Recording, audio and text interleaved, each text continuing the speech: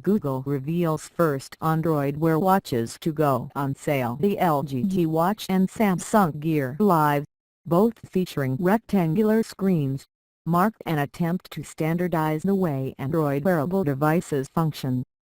Google said that Motorola's circular Moto 360 would not be released until later this summer. Analysts say the move to a unified approach could drive sales. The problem with smartwatches so far has been that the sector hasn't quite decided what it wants to be. Is it a phone on your wrist or an accessory device? Steffen Sorrell, from the Juniper Research consultancy, told the BBC. Once you introduce Android Wear, it will hopefully provide a more focused case for what the devices are capable of. And that's a direction that could invigorate the market. LG said the G Watch costs £229.145 and would initially be made available to 12 countries including the United States, UK, France, Germany and Japan. Samsung said the Gear Live would cost £200.118. Both are due to ship on July 7 and will require the owner to have a phone running Android 4.3 or above. Vibrating notifications. Google dedicated an early part of its I/O developer conference presentation in San Francisco to its new wearable OS.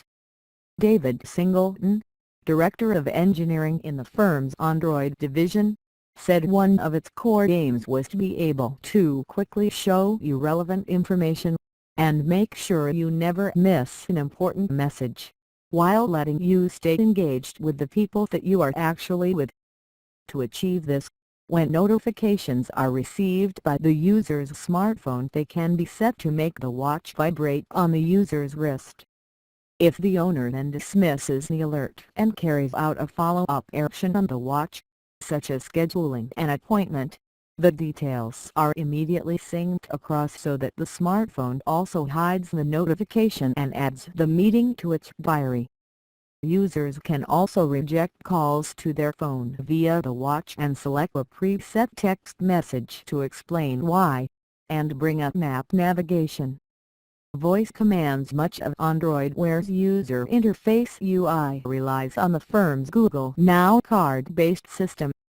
It allows owners to swipe up and down to different types of information, and left and right to find out more about a specific topic.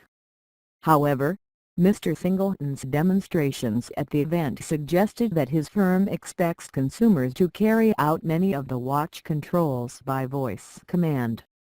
Saying "OK Google" prepares the device to take an instruction, similar to the way its glass eyewear functions.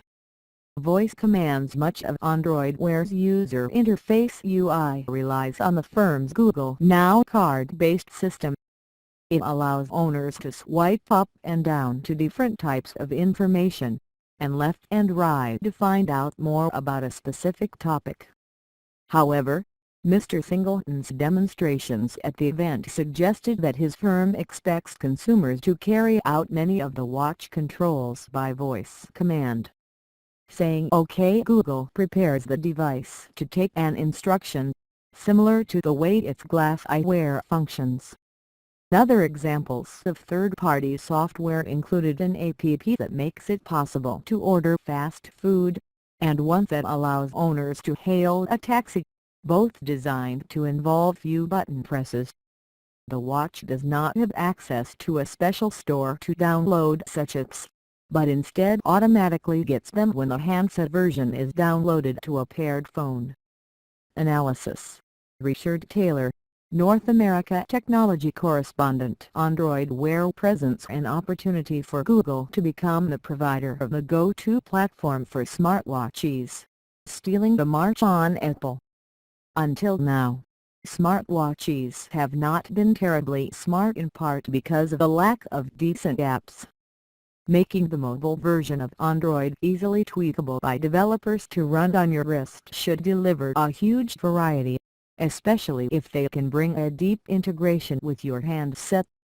But much will depend on execution, and for many use cases, The case has yet to be made for a 2 in 5 cm screen to effectively replace the 5-in-1 in your jeans pocket de facto standard. One industry watcher who has tested a prototype Android Wear device said he expected it to now become the de facto standard for wearable kit with screens. What Google is trying to achieve here is a glanceable UI, and that's the key to wearables, said Ben Wood, from the CCS Insight Tech consultancy. Android Wear is not the full operating system, it's merely the smartphone companion, and my view is that's the right starting point for Google at a time when everyone is feeling their way in the dark and trying to find the compelling case for what to do with it beyond the basic stuff. I think all the other proprietary efforts with Samsung's use of Tizen and other proprietary software will now be pushed to one side because of the public awareness Android Wear will generate. How it will become the focus for developers, and the fact that people will have the guarantee that they can use one brand of Android Wear watch with another brand of phone. He added, however, that the voice commands might prove problematic in crowded, noisy environments, noting that third-party developers including Moto were already working on Android Wear keyboards to address the issue.